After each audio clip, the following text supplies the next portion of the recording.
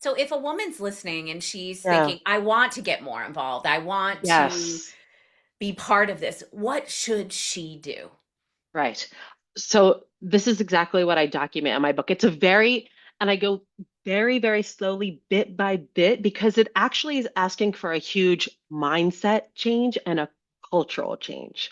So Okay. the first thing you need to do, I say, free your mind, right? Thinking about Mm. the En Vogue song because I'm older. Um, I think but I'm it's in your age group, so yeah. but it's really having this, what older generations of feminists called a critical consciousness. But Right. thinking about, okay, who am who am I without, I call it the man in the mirror, right? The man I might be kind of dressing myself for, the man I might be envisioning walking down the Hmm. aisle with.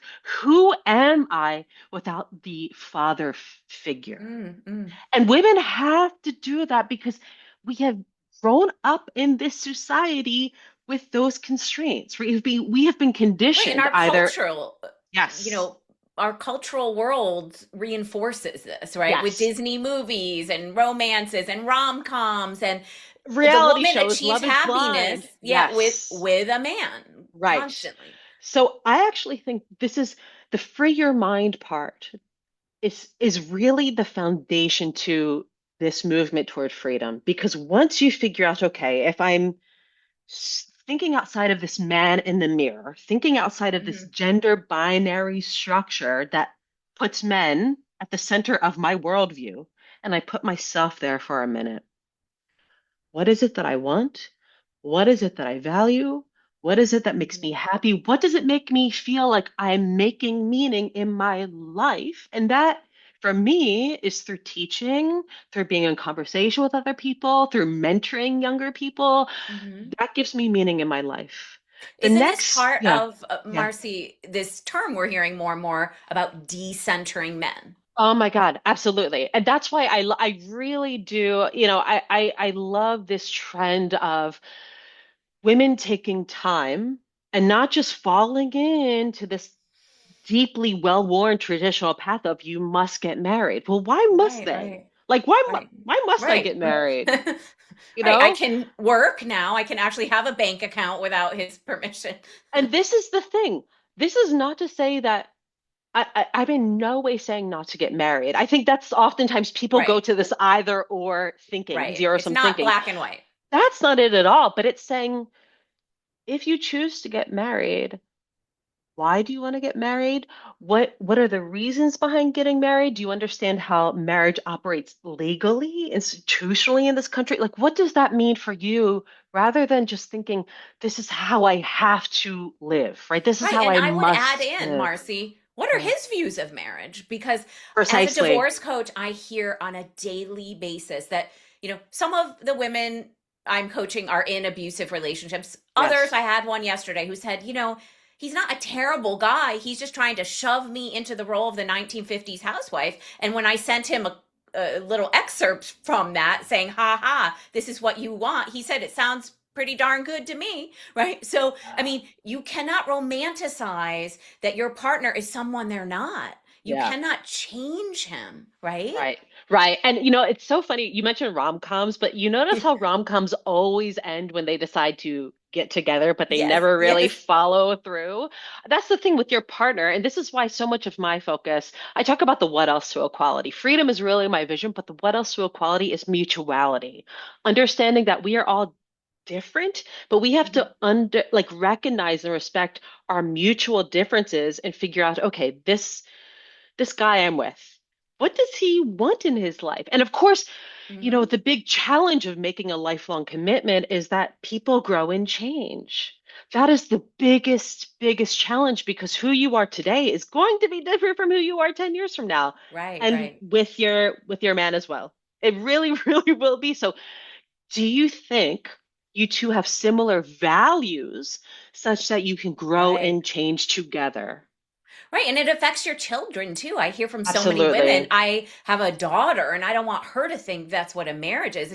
Often women I'm dealing with will mistakenly think, oh, I've got to stay for the kids, stay for the kids, I wait till they know. get to college. You've got to Oh, I leave know. for the kids also Yeah, you because do. you don't want them obviously repeating those relationship patterns and also feeling like that's going to be their role someday, that they're looking Absolutely. for a husband just like that and they're diminished their own potential, right? Yeah. And this is part of the conscientious self-creation that I'm talking Hmm. about because Hmm.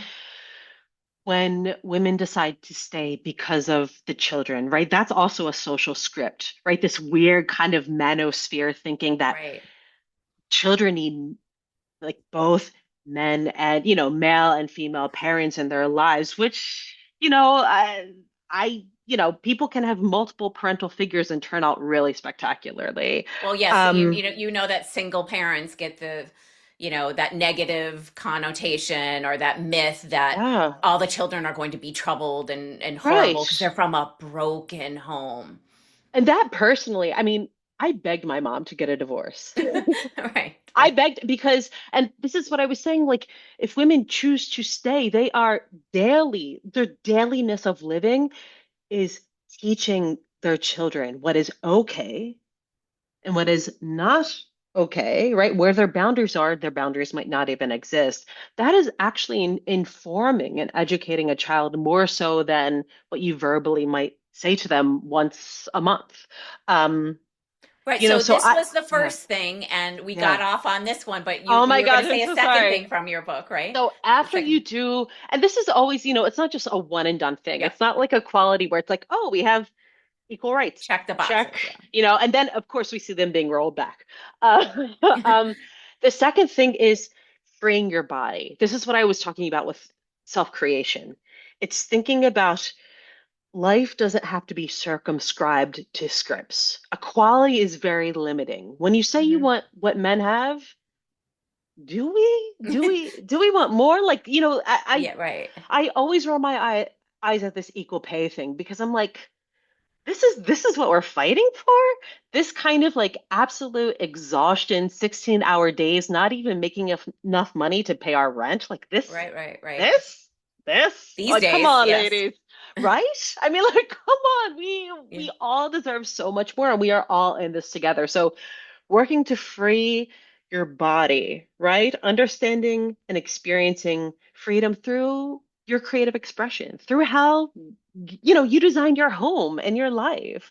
That to me is the next step from body, right, from mind to body. And then my third step is movement. And I really talk about, again, the focus is on deliberate, careful, right? Not careless, but careful movements because for me, it's your movement. And this is what I've learned from my Hmm. philosophical mentors. Movement creates space, not vice Hmm. versa. And what I mean by that is take your home. You build, or someone builds this structure for you to live in. Is it a home yet? No, it's a structure. How does it become a home? By how you That's so move true. through it, by how you design it, by the rituals, right? The nightly family dinners, right? The weekend Right. movies, the movement of the space, the rituals, the I, love, the expression. That's what makes a I space. love that because as I'm helping women get divorced and sometimes they're moving from a beautiful, huge house, perhaps, or maybe even just middle of the road Yes. house, and they have to go to a small apartment, I say to them, home is where you are. Home is where you are with Yes. your children. Like Yeah. you're going to create your own traditions. Like you may be sad about the dissolution of the family. That's Of mainly what they're grappling course. with. It's not the I'm madly in love with my partner still. It's that, Yeah. oh, I thought I was going to have this Norman Rockwell family, Of right? And course. then Of I say, you know course. what? Your kids are going to feel this peace. And so often my clients' kids come to them and say, I love our new place. And it's like this tiny little, Yeah. little house or little apartment or whatever it is. The Right. kids don't care about that. Because they feel that energy. They feel the Yes. energy of their Of peace. it's I mean, I know that going through that as a child, right? A child of divorce Yes. myself, right? It's just that peace, that calm energy changed everything and it was so worth it. It was so So worth I it for think, all of us. Yeah. exactly. And I think I'm going to recommend that everyone listening get Marcy's book. It's back there Oh, thank behind her, right? you.